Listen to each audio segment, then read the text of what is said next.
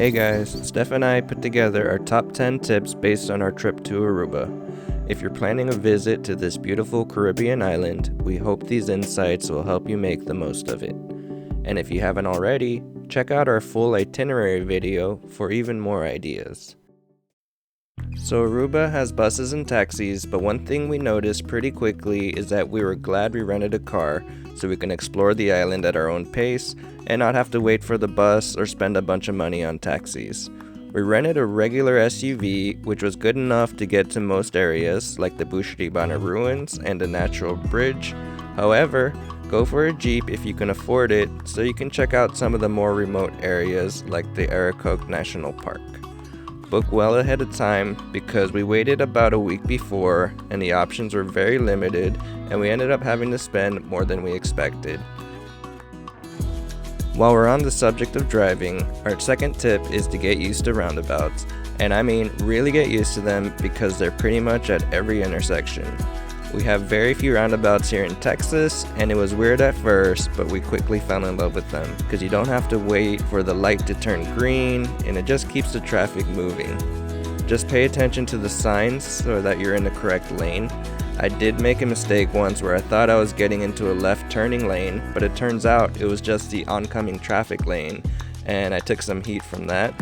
But besides that screw up, everyone was courteous and would wave us in or yield. So I'd say driving is easy in Aruba compared to other places.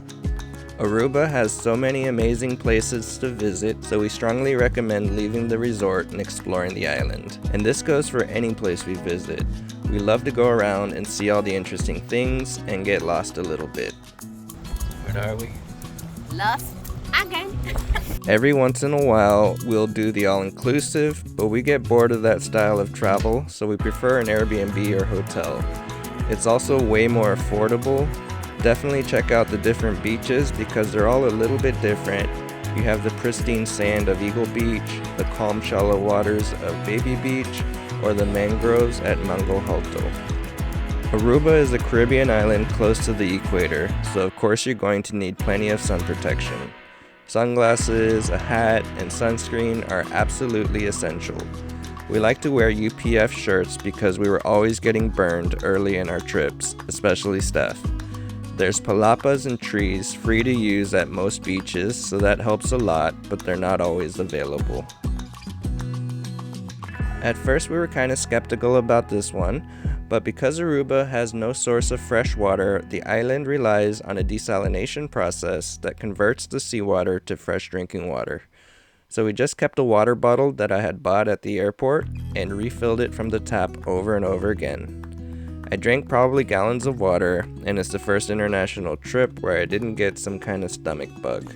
Aruba's currency is the Aruban florin. You'll see it abbreviated AWG or AFL. It's pegged to the US dollar, so 1 USD is 1.77 florins. A lot of restaurants show prices in florins, and at first you might be thinking, this restaurant is crazy expensive, chicken dish for $30, but you can pretty much just cut it in half to get a rough estimate of the USD price.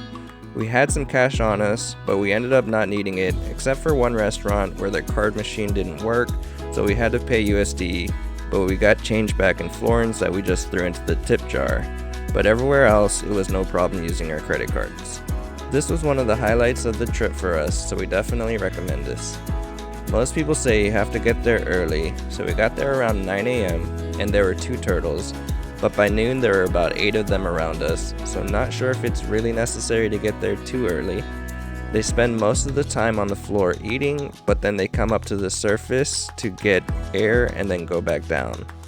Please be respectful and don't chase them or try to touch them. At one point a group came through with those underwater jetpack things and just scared all the turtles away, so don't be like that. There's also rays there and apparently starfish too, but we didn't see any starfish because somebody forgot that they were there and didn't look for them. Sorry Steph, we'll just have to look for them next time. We wore sandals the entire trip, but there were plenty of times we wish we had water shoes, like walking along the rocky surface of Tres Trapis or the hidden cave pool by the Aruban ruins. You're going to want to bring snorkeling gear so you can see the turtles, and there's a lot of great places to snorkel in Aruba, like at Mango Alto. At Eagle Beach, we saw a ton of people chilling in the ocean with inflatables, so that was pretty cool. We were kind of jealous that we didn't bring any. Aruba is known to be one of the safest Caribbean destinations. There wasn't a single time we felt unsafe while we explored the whole island, or even walked through downtown Oranjestad that night. Also, we left our things out while we spent hours in the water swimming without incident. Except Steph losing my goggles, but pretty sure they just fell out of the bag. Of course, like anywhere, always be vigilant and take the basic precautions. Everyone, including the locals, said to get to the airport early because it's a small airport and it can get hectic. Also, if you're heading back to the US, you have to go through US Customs there in Aruba as well, so that takes extra time. So being well aware of these things, we headed to the airport 3 hours early. We scanned our passports, went through the metal detectors, and got our bags x-rayed, which took less than an hour, so we still had about 2 hours left till our flight.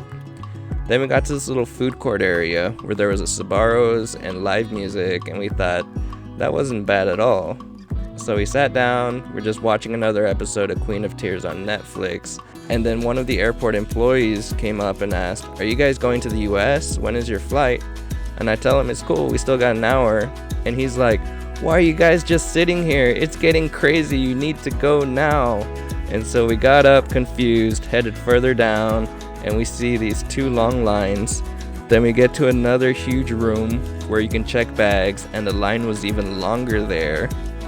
So what we had forgotten was that we still had to go through US Customs there at Aruba Airport. And yeah, it was hectic, the line was slow moving, people asking to cut because they were late for their flights. One thing we recommend if you don't have global entry or TSA pre-check is to have the MPC app downloaded and set up on your phone, because they were letting people through faster if you had the app. It's funny because they never let us use the app here at our airport in Houston, so I actually gave up on it and uninstalled it like 2 days before that, just to free up space on my phone. So anyway, don't be like us, don't forget about US Customs. Luckily our flight ended up being delayed anyway, or it would have been really close. So thanks for watching. We hope these tips help you have an amazing trip to Aruba like we did. If you enjoyed this video, please give it a thumbs up, subscribe to the channel, hit the notification bell for more travel tips and adventures. Leave a comment below with your favorite tip or any questions you have about visiting Aruba. I'll see you in the next video, and remember to check out our Aruba itinerary video for ideas on planning your trip.